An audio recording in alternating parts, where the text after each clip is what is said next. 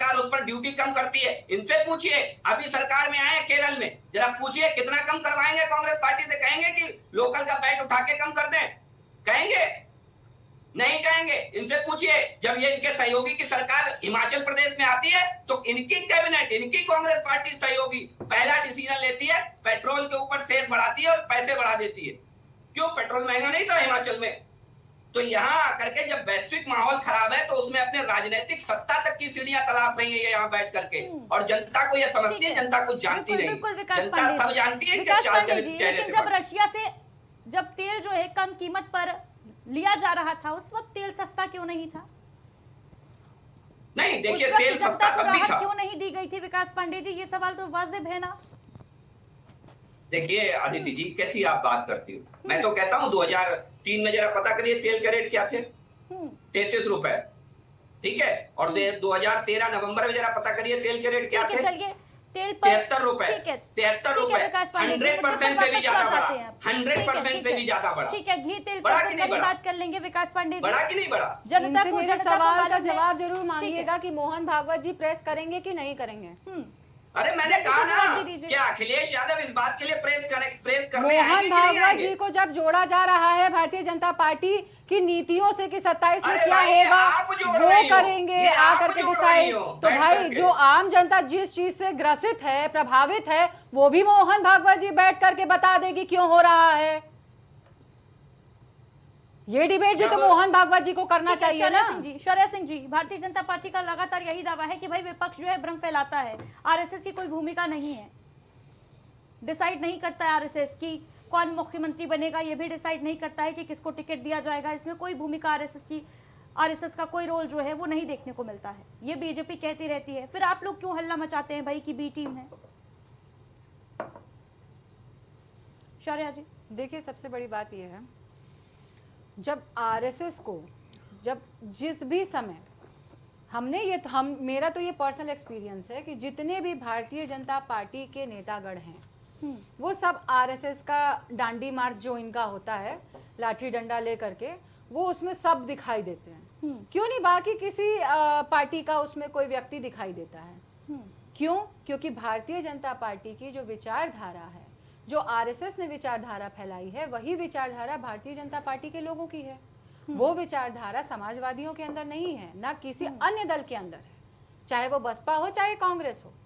क्यों सिर्फ और सिर्फ आरएसएस के ही लोग जो विचारधारा लेके चलते हैं या जो उनके नारे लगते हैं वही भारतीय जनता पार्टी के नारों से मैच करते हैं? ऐसा क्यों है? और जब आपने भी देखा होगा कि जो ये ब्राउन पैंट और शर्ट पहन करके और हाथ में डंडा ले करके जिस तरीके से इनकी मार्च चलती है, उसमें अच्छे अच्छे विधायक मंत्रीगण चलते हैं भारतीय जनता पार्टी के। क्यों नहीं समाजवादी पार्टी का कोई भी एक नेता मंत्रीगण या कोई कार्यकर्ता उसमें जाता है? शौर्या सिंह जी, लेकिन अगर बीते कुछ सालों की रणनीति देखी जाए विपक्ष की, तो हिंदुत्व की राजनीति पर तो विपक्ष भी शिफ्ट हो रहा है। अभी तक एमवाई समीकरण था, पीडीए पर शिफ्ट हो गया, ब्राह्मणों की बात की जाने लगी। देखिए ये बदलाव क्या हिंदुत्व की समीकरण राजनीति की वजह से ही आया है क्या? एमवाई समीकरण ये भी इन्हीं लोगों का एक एजेंडा फैलाया हुआ है इस वजह से। क्यों? हमारी पार्टी में पहले कोई ठाकुर समाज का विधायक नहीं रहा है, हमारी पार्टी में कोई ब्राह्मण समाज का विधायक नहीं रहा है, हमारी पार्टी में कोई अन्य बिरादरी एमवाई फैक्टर के अलावा कोई कभी विधायक मंत्री नहीं रहा है। मेरे ही जिले गाजीपुर के अंतर्गत ओम प्रकाश सिंह हैं, वो सांसद रह चुके हैं, विधायक रह चुके हैं, मंत्री रह चुके हैं। तो ये एमवाई फैक्टर कहाँ से आ जाता है? बिल्कुल नहीं आता। अच्छा, भारतीय जनता पार्टी को अगर मैं कह दूं कि ये सिर्फ ब्राह्मण और ठाकुरों को लेकर चलने वाली पार्टी है, और आज ये चुनावों को देखते हुए जो है बाकी सारी बिरादरियों। शौर्या सिंह जी, आप कह रही हैं ब्राह्मणों ठाकुरों को लेकर चलने वाली हैं, आपके जो शीर्ष नेतृत्व हैं वो कहते नजर आते हैं कि भाई ब्राह्मण विरोधी पार्टी है। भाई हाँ, ब्राह्मण विरोधी ये अब बने हैं, ब्राह्मण विरोधी ये अब बने हैं। जिस तरीके से शंकराचार्य जी को, इससे पहले शंकराचार्य जी ने इनकी असलियत आगे उजागर कर दी, तो इन्होंने क्या किया? उनको डंडे पड़वाए, उन पे पुलिस की लाठियां बरसवाई, क्योंकि ये गौ रक्षा की बात करते थे। ये जो गंगा पुत्र हैं महामानव, ये गौ रक्षा की बात करते थे। हमारे मुख्यमंत्री जी जो हैं ये गौ रक्षा की बात करते थे, और सबसे ज्यादा गाय कहाँ मरी है? इनके गौशालों में। आज गौशालों की हिस्ट्री निकाल के देख लीजिए, आपको वीडियो सामने मिल जाएंगी कि हड्डियां निकल रही हैं गौशालों में से। ठीक तो है, ये जो हमारे शौर्या जी, ये ब्राह्मण ठाकुर और समीकरण जो साधने की रणनीति है जातिवाद वाली, इसका काट तो आप हो सकता है निकाल लें, ये जो मास्टर स्ट्रोक चल दिया है भारतीय जनता पार्टी की सरकार ने, ग्राम प्रधानों को प्रशासन का कार्य देकर, प्रशासक बनाकर कार्यकाल खत्म होने के बाद, इसकी काट कैसे निकालेंगी? देखिए, जब क्योंकि तक गांव भारतीय जो जनता है, पार्टी की ग्रामीण और सरकार प्रधान- रहेगी, हाँ, तो इनको ग्राम प्रधानों को प्रशासनिक अधिकार देने की जरूरत नहीं है, ना ही इनको किसी को प्रशासनिक अधिकार देने की जरूरत है। जब तक भारतीय जनता पार्टी की सरकार रहेगी, इनका एक नॉर्मल सा कार्यकर्ता भी वो इतनी दबंगई से प्रशासन को वो कुछ नहीं समझता है, पुलिस कर्मियों को कुछ नहीं समझता है, वो इतनी दबंगई करता है, बूथों पे लूट करता है, वोटों की चोरियां करता है, तो उसको तो वैसे भी पुलिस का डर नहीं है, क्योंकि उसको पता है कि हम सत्ता में बैठे हैं। उनको भारतीय जनता पार्टी ने इतना बल दिया है, ये जितने भी अभी हमारे यहाँ मिल्कीपुर में अच्छा। उपचुनाव हुए थे, उपचुनाव में वीडियो सामने साझा हुई है, जिसमें कि ये है किस तरीके से बूथ कैप्चरिंग हुई, बूथ की चोरियां हो रही ठीक थी। है।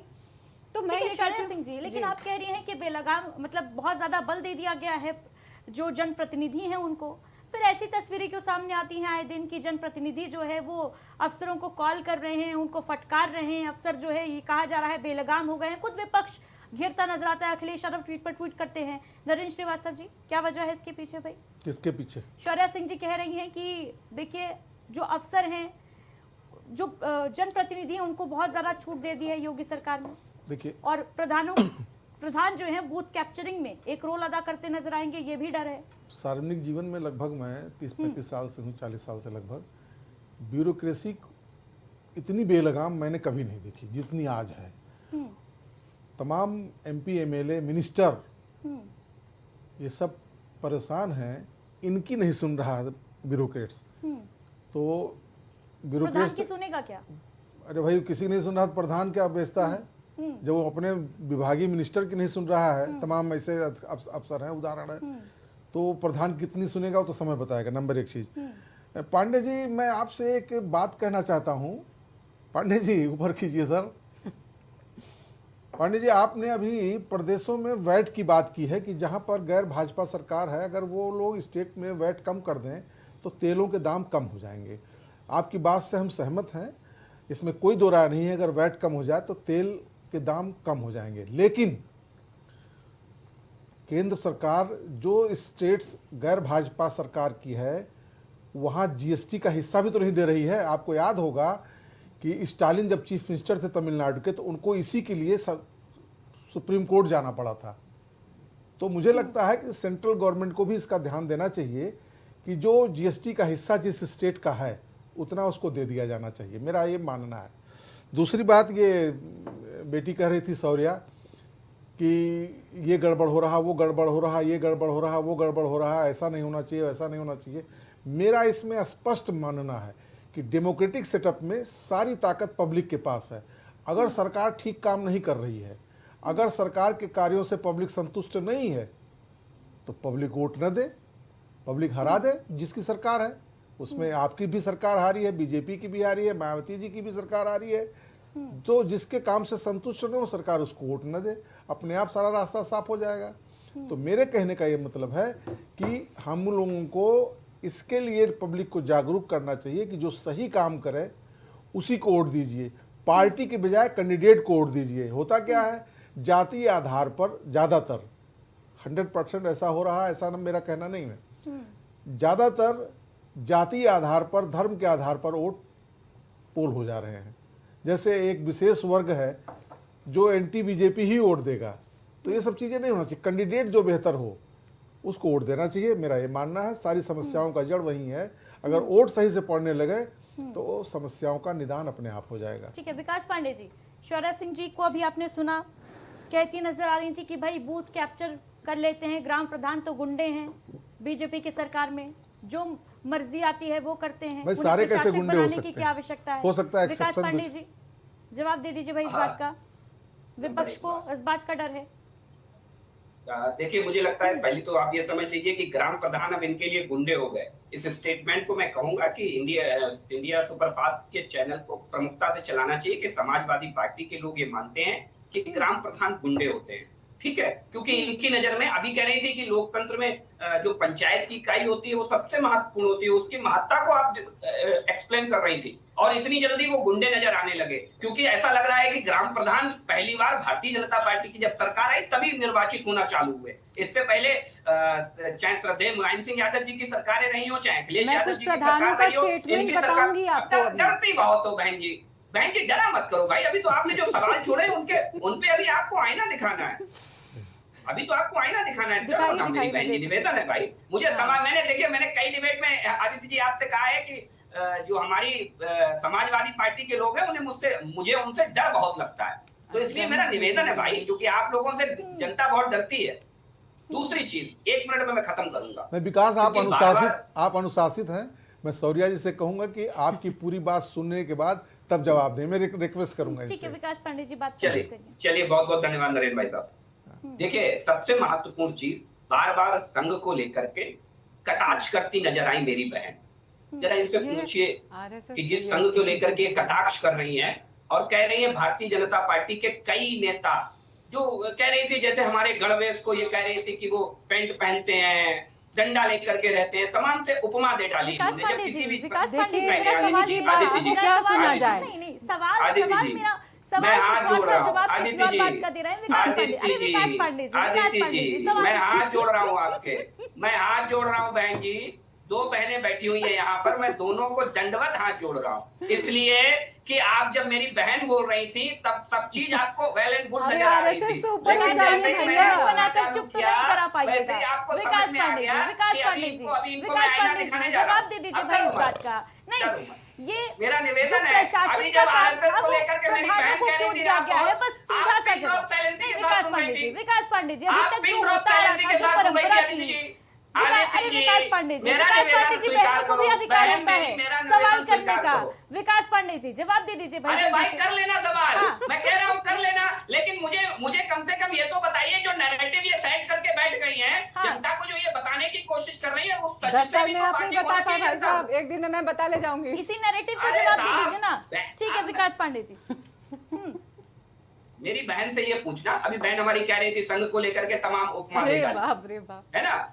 संघ के कार्यक्रमों में इंदिरा गांधी गई, संघ के कार्यक्रमों में श्रद्धेय महात्मा गांधी गए, संघ के कार्यक्रमों में डॉक्टर भीमराव अंबेडकर जी गए, ये सारे के सारे वही दंडवत हो गए, वही संघ के लोग हो गए, इन्हें ये अभी सर्टिफिकेट दे करके जाएंगी। दूसरी बात, ये समाजवादी पार्टी से आती है।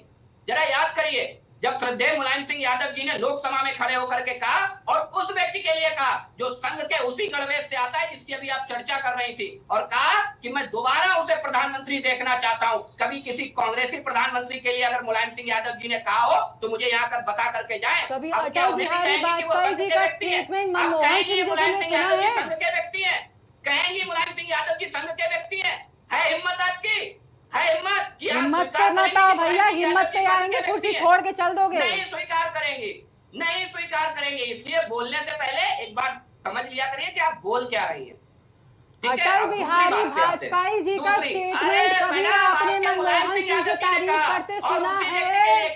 जो खाटी का स्वयं सेवक है संघ का, उसी नरेंद्र मोदी जी के लिए कहा कि हम दोबारा उन्हें प्रधानमंत्री देखना चाहते हैं। जल्दी से देखिए, समय की भी कमी है, जल्दी से इस बात का भी जवाब दे दीजिए कि जो अधिकार प्रशासन के पास थे, कार्यकाल खत्म होता है प्रधानों का तो प्रशासन के हाथ में बागडोर होती है। इस पर मैं कुछ बोलना वो चाहूंगी। आखिर क्या वजह है कि प्रधानों को दे दिया गया, उनको खुश करने के लिए? क्या नाराज ना हो प्रधान और जमकर भारतीय जनता पार्टी के खेमे के लिए जो है वो वोट इकट्ठा करने का काम गांव के प्रधान करेंगे? ऐसा कुछ है क्या? रणनीति है क्या? प्लान सेट कर लिया गया है, ऐसा है?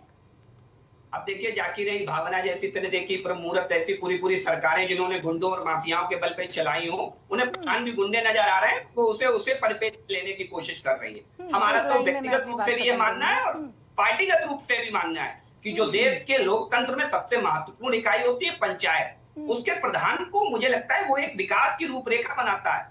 जो ग्राम समिति होती है वो काफी प्रस्ताव लेकर के आती है, कार्य योजना बनाती है, तो अगर उसके पास ये अधिकार रहेंगे तो आने वाले 6 महीने में वो ढंग से उस चीज को इम्प्लीमेंट कर पाएगी। अब कोई आधी योजना लगी हुई है, आधी योजना प्रशासनिक के पास चली जाए तो मुझे लगता है कि व्यवहारिक रूप से भी ठीक नहीं होगा। दूसरी चीज देखिए, बहुत महत्वपूर्ण चीज, ब्यूरोक्रेसी को लेकर के मैं नरेंद्र जी माफी के साथ कहता हूँ, इस उत्तर प्रदेश के अंदर एक नेता हुए जो ये कहते थे कलेक्टर साहब सरकार आने दीजिए, आपसे वैसे ही जूते साफ करवाऊंगा जैसे पहले करवाता था। तो ब्यूरोक्रेसी की क्या हालत थी पूर्ववर्ती सरकारों में, ये किसी से छुपी नहीं है। तीसरी चीज, पेट्रोल के ऊपर अभी 26 मार्च को केंद्र की सरकार ने जो उत्पादन शुल्क है पेट्रोल के ऊपर वो 13 रुपए से घटा करके 3 रुपए कर दिया, सीधे 10 रुपए कम किए, और डीजल के ऊपर शून्य कर दिया उत्पाद शुल्क, शून्य। क्या तेलंगाना ने अपनी तरफ से कोई प्रयास किए? क्या केरल ने अपनी तरफ से कुछ प्रयास किए? क्या झारखंड ने अपनी तरफ से कुछ प्रयास किए? क्या हिमाचल प्रदेश ने अपनी तरफ से कुछ प्रयास किए? नहीं किए। ये उन राज्यों की सरकार, उन दलों की सरकारें हैं इन राज्यों में जो पूरे देश में ढिंडोरा पीटते घूम रहे हैं, हाय तेल हाय डीजल, हाय तेल हाय डीजल। ये तो इनकी कथनी और करनी में अंतर साफ है आदित्य जी। ये कहते कुछ है और करते कुछ है। ठीक है, कौन क्या कह रहा है, कौन क्या कर रहा है, इसका जवाब तो लाइन में 27 में जनता दे ही देगी। शौर्या सिंह जी, जल्दी से फाइनल स्टेटमेंट जी दीजिए अपना। मैंने जिस तरीके से कहा कि ग्राम प्रधानी के चुनाव या सभासद के चुनाव या और भी कोई ऐसे चुनाव होंगे छोटे, मैं आपको बता दूं हर एक चुनाव का इंपॉर्टेंस है, क्योंकि वो डिसाइड करता है कि ग्राम का विकास।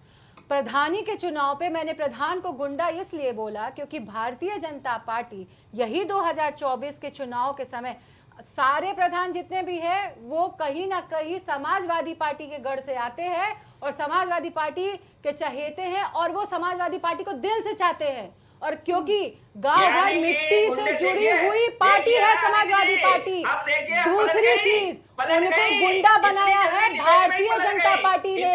भारतीय जनता पार्टी के लोग उनका पेपर या प्रधान के निधि जो आती है 2024 के इलेक्शन में वो रोक दी जाती थी कि आप भारतीय जनता पार्टी के जो कैंडिडेट हैं उनके साथ लग के प्रचार करिए और गांव में प्रचार कराइए, तब आपका ये फॉर्म जो है, आपका पैसा, आपकी निधि जो है, इसको हम आगे बढ़ाएंगे। तो भारतीय जनता पार्टी ने ये किया है। ठीक है, ग्राम प्रधान भी समझते हैं और आम आदमी भी समझते हैं कि किसने किसके लिए कितना काम किया है। नरेंद्र श्रीवास्तव जी, आपका क्लोजिंग स्टेटमेंट। किस विषय पर क्लोजिंग स्टेटमेंट? जी नरेंद्र जी, ये जो मुद्दा चल रहा है मोहन भागवत को लेकर और ग्राम प्रधानों को लेकर, 27 के चुनाव में क्या इसकी अहम भूमिका नजर आएगी? ग्राम प्रधानों को लेकर, ग्राम प्रधान का और मोहन भागवत जी दोनों मुद्दे अलग अलग हैं। मुझे लगता है कि मोहन भागवत जी को इससे नहीं जोड़ना चाहिए। एक स्ट्रेटजी के तहत सरकार ने यह फैसला लिया है। कोई भी सरकार होती है वो किसी पार्टी की होती है। सरकार चाहती है कि हमारी पार्टी जीते, जीतने के लिए जो उसको उचित लगता है वो करता है। मुझे लगता है कि यह डिसीजन जो है ये भारतीय जनता पार्टी ने सोचा होगा कि उससे इस डिसीजन से उसको फायदा मिलेगा, इसलिए डिसीजन लिया है। अब देखना यह है कि जो ये प्रधान जी अपनी जो इनका कार्यकाल बढ़ा है या चुनाव नहीं हो रहा है, अब एक चीज़ से निर्भर हो जाएगा, क्लियर हो जाएगा कि इनको बजट कितना आवंटित किया जाता है। अगर बजट अधिक आवंटित किया गया तो प्रधान जी, जाहिर सी बात है, जो बजट आवंटित करेगा उसके पक्ष में ज़्यादा रहेंगे। जो बजट कम जाएगा तो नाराज भी हो सकते हैं। बिल्कुल, और ये वक्त बताएगा कि प्रधान जी कितनी अहम भूमिका 27 के चुनावों में निभाते नजर आएंगे भारतीय जनता पार्टी के लिए। प्रधान की भूमिका हमेशा रही है चुनाव में, साबित होंगे, ये तो वक्त बताएगा। फिलहाल हमारे साथ जुड़ने के लिए आप सभी का बहुत बहुत शुक्रिया। तो देखिए, उत्तर प्रदेश में 27 का महासंग्राम जो है उसको लेकर सियासत जो है वो लगातार गर्माती जा रही है। सियासी पारा हाई है। एक तरफ मोहन भागवत लखनऊ में है 3 दिवसीय प्रवास के दौरान, और उनके इस दौरे को लेकर अटकलें जो है वो तेज हो गई हैं कि मोहन भागवत क्या कुछ रणनीति भारतीय जनता पार्टी के लिए बनाने आए हैं। दूसरी तरफ एक बड़ा फैसला योगी सरकार का, जिसे मास्टर स्ट्रोक माना जा रहा है। 27 के चुनावों से पहले प्रधानों का कार्यकाल खत्म हो रहा है, लेकिन प्रधानों की जिम्मेदारी जो है प्रशासक के तौर पर वो जारी रहेगी। वक्त बताएगा कि ये जो फैसला है योगी सरकार का वो कितनी अहम भूमिका 27 के चुनावों में निभाएगा, और क्या इसकी बदौलत बीजेपी की जीत की हैट्रिक लगेगी या नहीं। फिलहाल